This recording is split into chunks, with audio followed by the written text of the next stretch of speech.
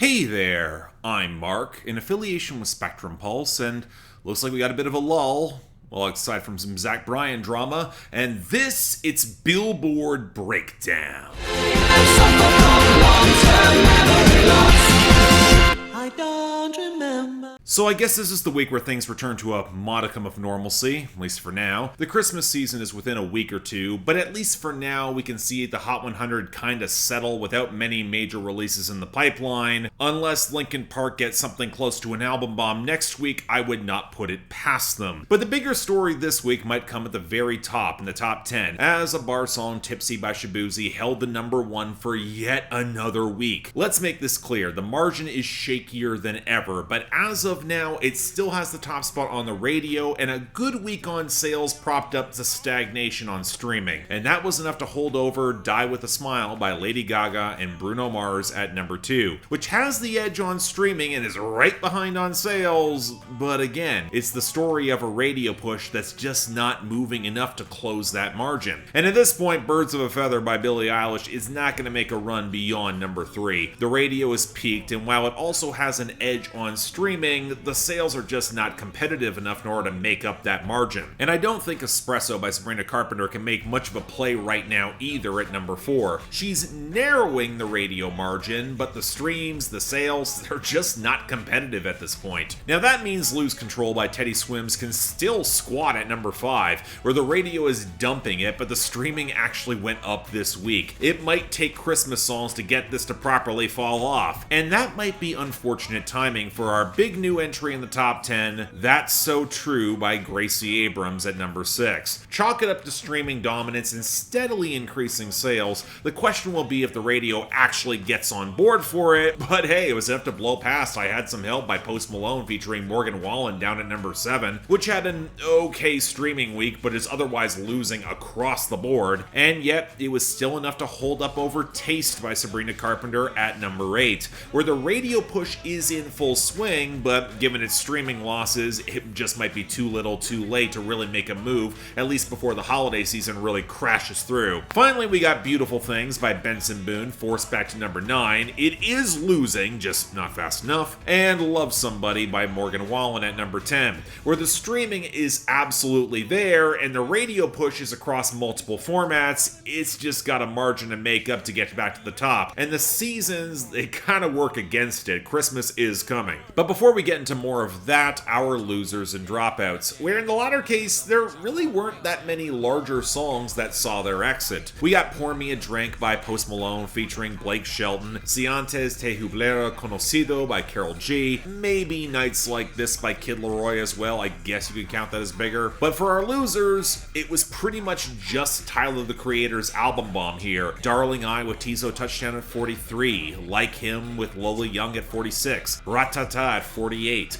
Thought I Was Dead with Schoolboy Q and Santigold at 60, Noid at 65, Balloon with Doechii at 89, Judge Judy at 90, and Take Your Mask Off with Daniel Caesar and LaToya Williams at 94. So okay, what's filling in the gaps? Well, the returns are kind of a weird story, because while we got a bunch at the very bottom, like Thick of It by KSI featuring Trippie Redd at 95, On One Tonight by Gunna at 92, Wondering Why by the Red Clay Strays at 91, Nil by Foreza Regida at 88, and Bad Dreams by Teddy Swims at 72, kind of all over the place in quality to be honest. The big one is Last Christmas by Wham, back in a big way at 38. And this is where things are going to start to get kind of interesting with our recurrency rules, because a lot of Christmas songs at this point have been on the Hot 100 for over 52 aggregate weeks, which means they need to have the points to break into the top 25 to chart. And you know what? Paradoxically, this might diminish the overall chart presence of some of these songs by confining them to a tighter window in just December when they have that traction. We will have to see. But our gains are all over the place, and few were especially good. So let's start off with the continued pickups for High Road by Co Wetzel and Jesse Murph at 34, and Beautiful As You by Thomas Rhett at 53. Not to worry, we also got Lonely Road by Machine Gun Kelly and Jelly Roll picking up after the return at 87, likely helping along Jelly Roll's Liar, also off the return to 74. 54. And you know, while we're still dealing with junk, Residuals by Chris Brown's at 59, No Pole by Don Toliver hits 77, and Him All Along by Gunna reached 83. Thankfully, we do have a couple other gains holding up. I Never Lie by Zach Top is doing shockingly well at 58. Think I'm in Love with You by Chris Stapleton featuring Dua Lipa is somehow still here at 70. I mean, I love the song, but it really should have been dropped from the charts a good month or so ago. I Love Her by Glorilla and T-Pain bounced up to 79. And most pleasingly, No One Noticed by the Marias is up to 68. I mean, it's kind of living up to its title that I did not see it coming, but I'm not about to complain. Apparently this has real traction. But now on to a scattered but largely healthy list of new arrivals. Unfortunately, we're starting with number 100, Criminals by Meghan Trainor.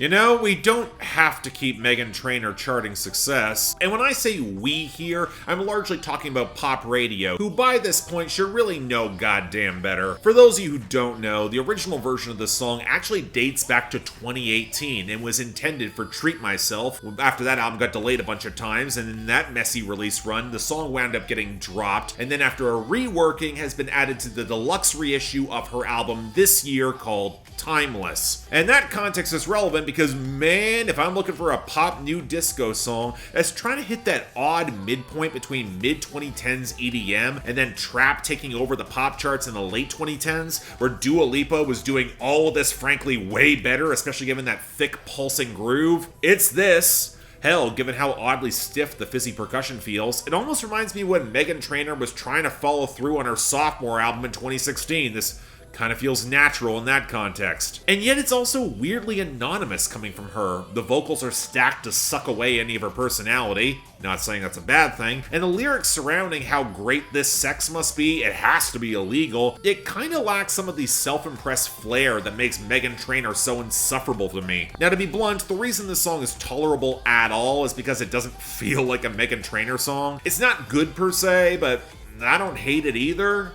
That is saying something. Number 99, The Largest by BigXThaPlug. My mama stayed in them apartments, regardless. My daddy told me keep the heat even when I'm in foreigns. I'm heartless, cause these niggas is hating on me just because I'm the biggest, the largest, the biggest, the largest. Okay, I don't know what the hell's going on with BigXThaPlug's management. I think he would get more traction if he found one song to seriously push and then stick with it. Not a slew of tracks that are good, but aren't seeing the momentum that they really should. Maybe this charting has to do with the music video, but I also think you could tack it up to that dusty horn line supporting the swaggering trap groove, probably one of his strongest hooks to date. And yeah, the flexing is exactly what you would expect from him, and I kind of would love a third verse or a bridge. Push this a little further past running 2 minutes, but it's the sort of flexing that's got a little bit more character and bravado in some of the details. I like that amidst all the opulence, BigXThaPlug is still trying to give back to the kids. I like that he bought some dogs alongside all his jewelry, and the entire song seems built to compound the momentum. That's a great step for him, try to get us a little bit more on board with this story. I don't know, maybe it's just the hook that has that added bounce, but I think this has a lot of fun. BigXThaPlug just keeps on winning me over. I'll stick up for this. Really good song. Number 98, I Ain't Sayin' by Jordan Davis. Ladies in my that ain't no kind of love. I ain't saying I'm the one. I'm just saying he sure as hell ain't. He sure as hell ain't. I don't know what to think about Jordan Davis these days. The rootsy pivot that was a little bit more neo-traditional, I think it was good for him. Get him out from the shadow of his label mate Sam Hunt. And next thing you know is a legit really good song. I was willing to give him more chances, especially for what looks like that next album run, which is why the backslide is so goddamn frustrating. The problem is that Jordan Davis is such a limited vocal presence and personality that when his production gets away from him, it's very obvious from whom he's cribbing ribbing the notes. In this case, Morgan Wallen with the choppier programmed percussion alongside the jauntier guitars, and my god, those trap drum machines sound flimsy and cheap, where, of course, all the whooshing effects are back in order to surround his voice and highlight how synthetic that vocal pickup really is. And it doesn't exactly help a song which is all about that deflection. He's not saying he's the best fit for the girl at the bar who may or may not have left her boyfriend behind, but he's not saying it, and that boyfriend sure as hell ain't a good fit according to him. He had to have let her down, and that's awfully presumptive given that she keeps looking around for him to show up. In other words, it's a pretty stock bro country pickup song that's might be a little on the sleazier side, but it's also too basic to really describe or even compliment the girl. It's trying to give a knowing wink in the disavowal, but Jordan Davis is not nearly charismatic enough in order to sell it. In other words, he's fallen right back into bad habits, and I'm comfortable saying it's pretty lousy. Next. Number 97, 4x4 and You by Lainey Wilson. There ain't no wrong way to drive my crazy in a 4x4 by you. I guess I shouldn't be surprised that this is getting pushed from Lainey Wilson. She's had a lot of luck with songs about trucks and glossy guitar pickups that imply some romance. Why not try to fuse the ideas together for some watery country funk, where this is the guy that's got enough swagger to get her in the passenger seat of that 4x4. The problem is that the producer trying to merge all of these ideas is Jay Joyce, where for as often as he attempts this sort of funk groove, it never seems to stick as well as it should, even with like Ashley McBryde or Eric Church. Now here he's got the benefit of chimes and glossier synths as Wilson tries to channel her late 80s Reba McEntire vibe, but I think the issue comes in the drums and the bass line. It's a little bit more organic, but not exactly played with a lot of flavor, especially when you get that out of nowhere change up on the second verse that somehow gets even stiffer and blockier. Look, I don't know, maybe if it felt a little more organic or embraced more soulful tones, I could buy into this a bit more, but I'm just kind of lukewarm. There's better songs on the album. I'd go pick out those. Number 78, For Me by Low Shimmy and Brent Faiyaz. Up and leave. I bust her down, she rockin' chrome cause she got on her knees. I told them I just want them gone before my Z they please.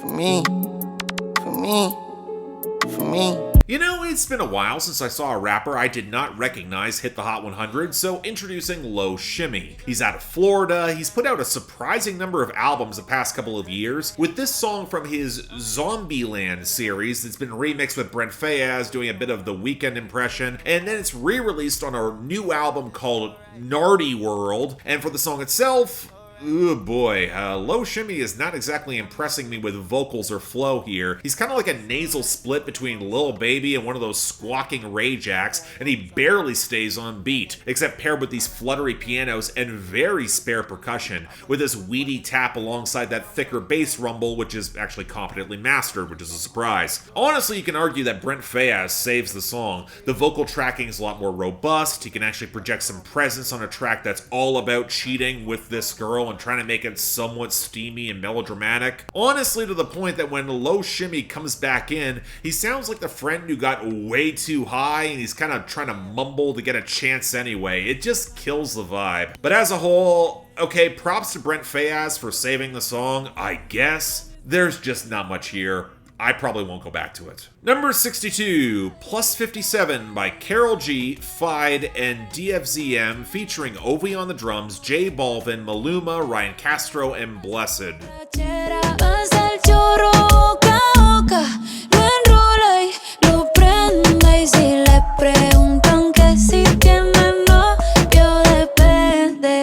Ever get the feeling there might be a few too many cooks in the room? Apparently the story with this is that DFZM and Ovi on the drums were putting this together, Ovi showed Karol G, and then everyone wanted to hop in on it. Where it even attracted some controversy because Feid originally said when translated, a hottie since she was 14. And that prompted an apology and a lyric change. good. But honestly, I'm a little bit shocked there was even that much attention paid to it. A hazy flutter of melody behind very stock, blocky reggaeton percussion with a little bit more thrumming synth that barely evolves outside of a couple brief stutters. They all tell the story of this girl who's cheating on her boyfriend to go out to the club and do drugs and drink, and all the guys are lusting over her. Look, it feels like a posse cut where everyone gets in a few lines that thoroughly gross me out. Feid did not redeem himself by calling this girl's butt huge and yummy. Maluma sounds very checked out from him where he says he put Oreo cream on her stomach.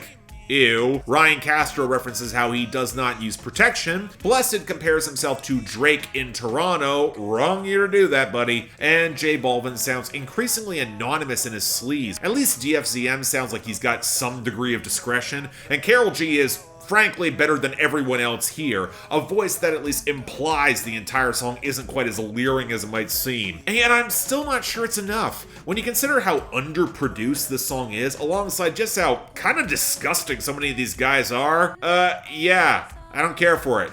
Hard pass. Number 51, Hard Fought Hallelujah by Brandon Lake.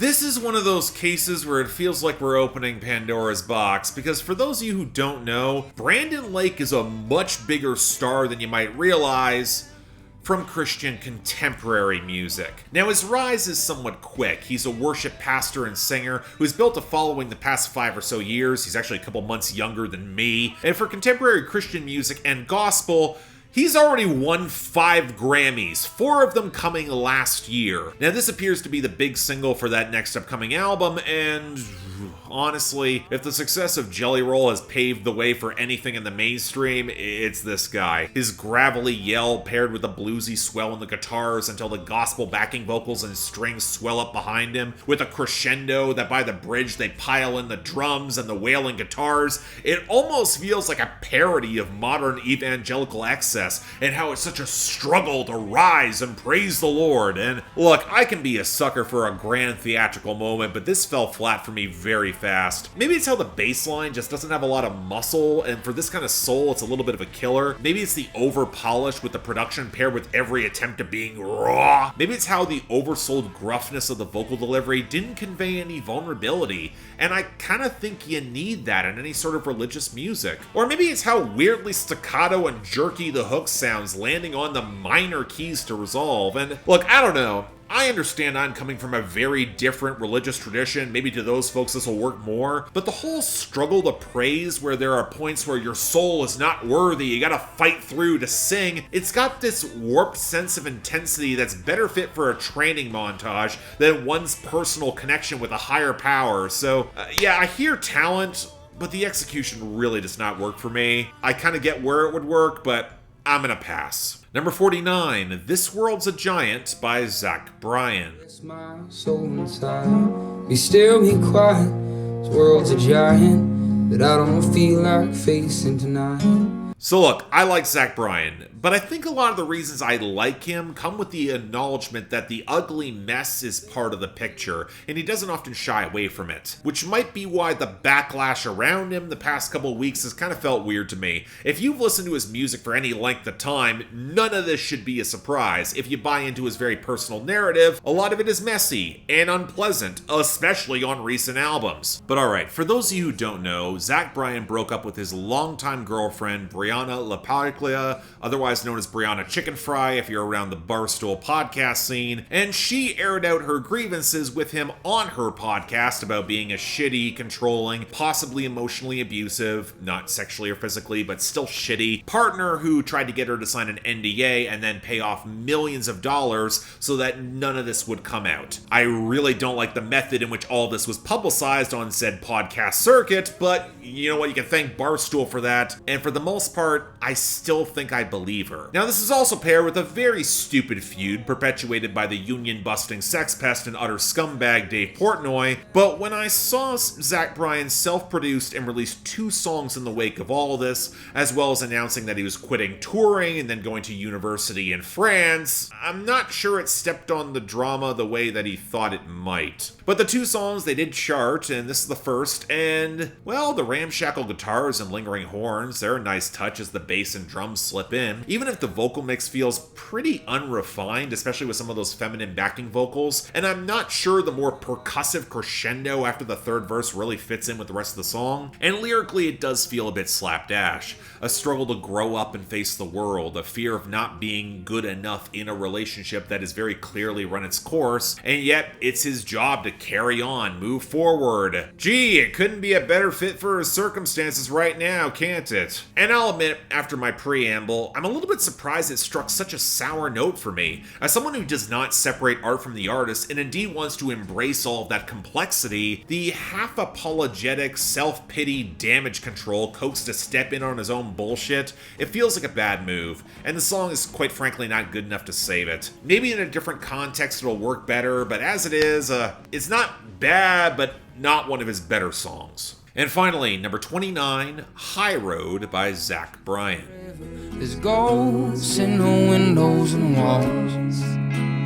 I'm waiting by the telephone all fucking night for someone that ain't ever gonna call. Okay, a lot of negative context is in play here, and with this song's title, it could well be worse, but much to my relief, it's not about any of that. It's more a pensive moment of grief where the electric guitar peels around the softer acoustics, and Zach Bryan tries to reckon with where he is and lingering thoughts about the death of his mother. It's also one of his better produced songs too, where the softer female vocals are a pretty nice touch. But that overarching sense of grief seems to weigh on him really heavy. It was more background context in the verses of This World's a Giant, but here it feels better realized, amidst the friends that aren't mature enough to listen to his pain, a desire to creep back into the shithole bars that still aren't quelling the ghost, really just wanting to be alone, process all of it, maybe not even go back to therapy, where said breakup is also deliberately in frame with the objects left behind. I think if I have an issue with the song, it's that the verses and the hook don't exactly transition well. The cadence feels a little bit choppy, kind of reminds me of Dawn's in that regard, but it's also hard not to divorce this from the outline context.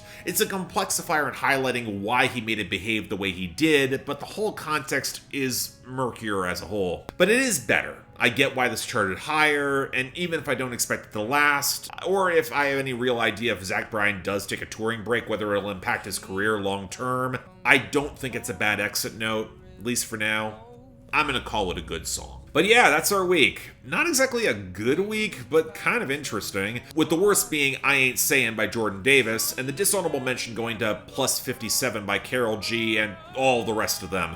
I don't think they want the added notoriety given what they actually said on that song. Now, best of the week is thankfully pretty easy, with the largest by BigXThaPlug winning out over High Road by Zach Bryan. Let's see if either of them last, or if we get any Linkin Park album impact next week. Stay tuned for that. But until then, I'm Mark, you're watching Billboard Breakdown, affiliated with Spectrum Pulse, and I'll see you next time.